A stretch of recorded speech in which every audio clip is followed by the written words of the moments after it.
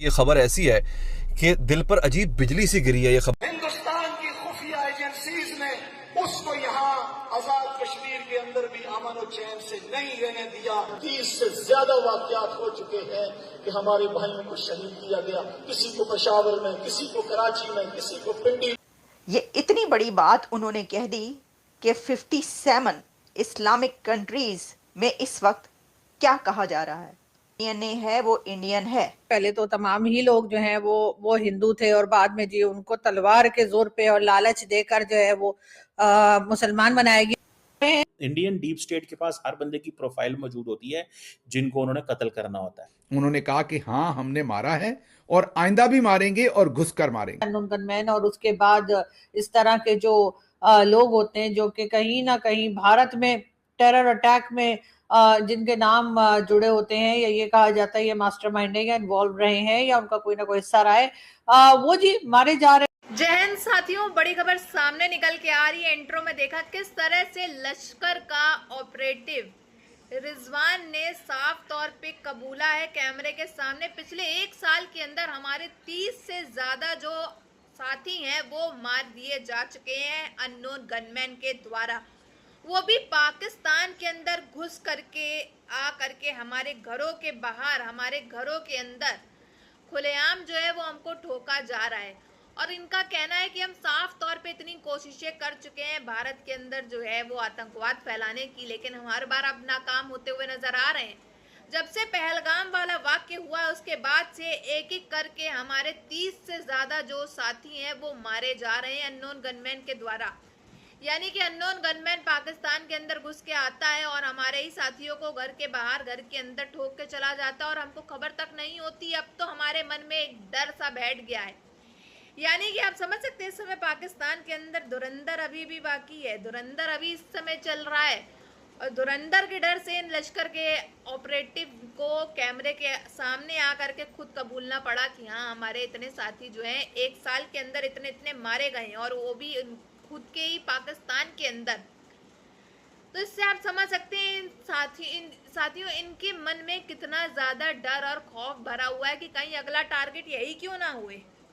Lashkar-e-Toiba led operative has publicly admitted that more than 30 operators of the Pakistan-backed terror outfit have been killed over the past 3 to 4 years. ये एक live confession है on camera कि यहाँ पे unknown gunman ने 30 लोगों को यहाँ पे मार डाला, पाकिस्तान के अंदर जाकर पाकिस्तानियों को मारा है। निकलता है अननोन गनमैन और उसके बाद इस तरह के जो लोग होते हैं जो कि कहीं ना कहीं भारत में टेरर अटैक में जिनके नाम जुड़े होते हैं या ये कहा जाता है ये मास्टरमाइंडिंग या इन्वॉल्व रहे हैं या उनका कोई ना कोई हिस्सा रहा है, वो जी मारे जा रहे हैं। इंडियन है वो इंडियन है। पहले तो तमाम ही लोग जो हैं वो हिंदू थे और बाद में जी उनको तलवार के जोर पे और लालच देकर जो है वो मुसलमान बनाया गया।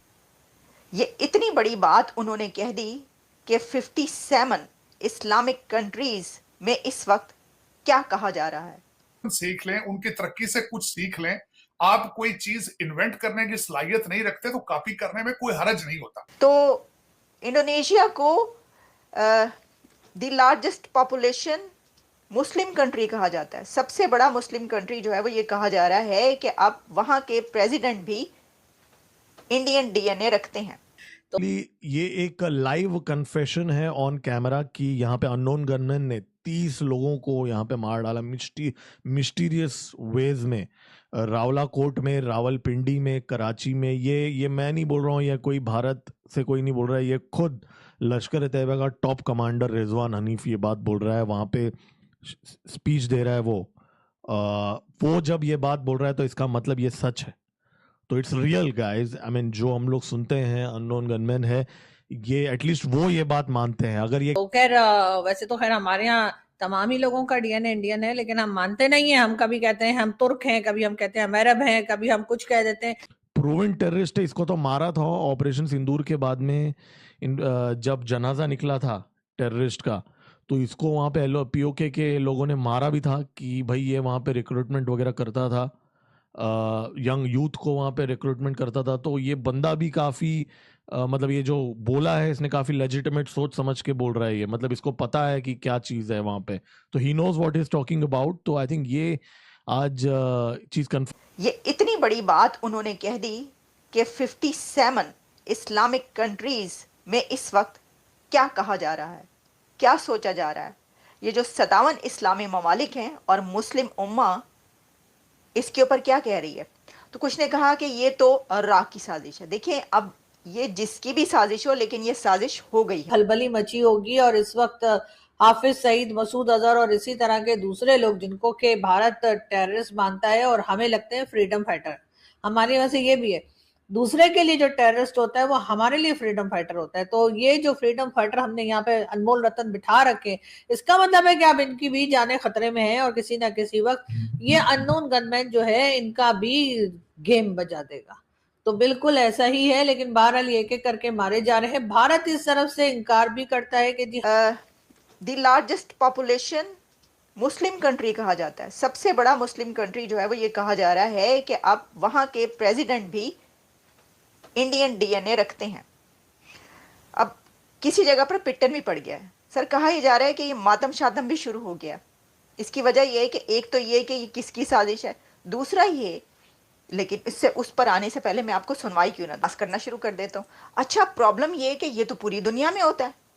पूरी दुनिया में जो भी यहाँ पर कितने ऐसे लोग हैं, हॉलीवुड सेलिब्रिटीज तो पागल हैं इंडियन म्यूजिक के पीछे और इंडियन कल्चर के पीछे, और पूरी दुनिया में। तो इसका मतलब है कि पूरी दुनिया के जहाँ पर भी जो लोग भी इंडियन म्यूजिक सुनकर रक्स करना शुरू कर देते हैं, तो उनका डीएनए कहीं ना कहीं जाकर इंडिया से मिलता है। लोग जो मिनिस्टर्स वगैरह हैं उनका ये कहना होता है कि जी ये सब कुछ भारत करवा रहा है, भारत से आते हैं और उसके बाद ये जो हमारे यहाँ जो मास्टरमाइंड जिन्हें कहा जाता है या टेररिस्ट कहा जाता है या कह लीजिए अनमोल रतन और जो कुछ भी कहिए उनको कहा जाता है जी वो भारत से आते हैं किलर्स और या अननोन गनमैन और इन लोगों को मार के निकल जाता है। तो भाई पहली बात तो ये कि क्या इतना आसान है भारत से यहाँ पर आ जाना? क्या वाकई में हमारे बॉर्डर्स जो हैं वो ऐसे खुले पड़े हैं कि कोई भी आएगा और बजरंगी भाईजान की तरह?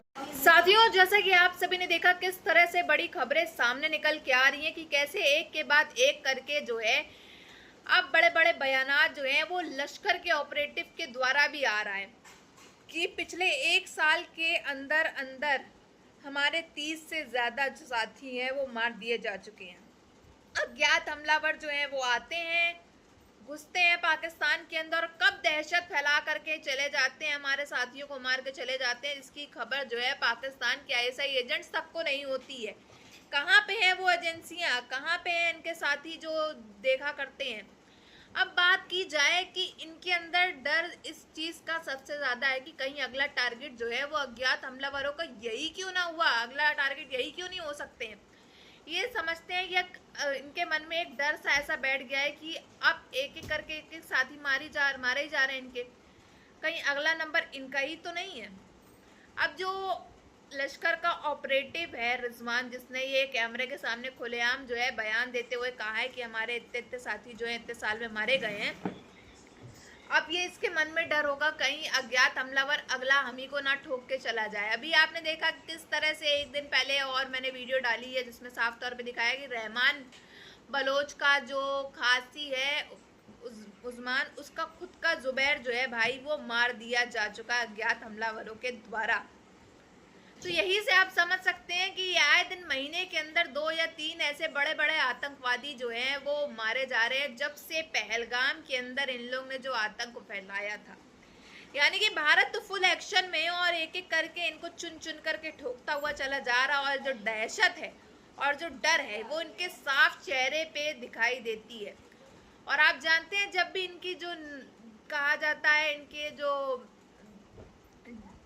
इनका जो बेसिकली जो जनाजा होता है और ये सब होता है, उसमें भी लोग जो है पाकिस्तान के जो ये जो लश्कर के जो साथी हैं इनके खुद के, वो जाने से डरते हैं। इनका मेन ऑपरेटिव जाने से डरता है कि कहीं वहीं पे अननोन गनमैन आ करके हमको ना उठा के टपका दे। तो यहीं से आप समझ सकते क्या दहशत वहाँ फैली हुई है। जाते भी हैं तो फुल सिक्योरिटी के साथ जाते हैं, फुल हथियारों के साथ जाते हैं, लेकिन अननोन गनमैन को कोई आज तक पकड़ नहीं पाया। जब वो पाकिस्तान के अंदर घुस करके इतने आतंकियों को मार के चला जा चुका, तो इनके जो साथी साथ में जा करके जो हथियार भी लेके जाते हैं तो उस चीज़ का कोई फायदा नहीं होगा। और जो ये इन्होंने कैमरे में आके खुलेआम बयान दिया, इसके बाद से तो अगला टारगेट मेरे अकॉर्डिंग तो इन्हीं को बनना चाहिए। बाकी तो देखिए अब किसका अगला नंबर आता है। आप सबकी क्या राय है कमेंट बॉक्स में ज़रूर बताइएगा। वीडियो अच्छी लगी हो तो like share and comment and subscribe please.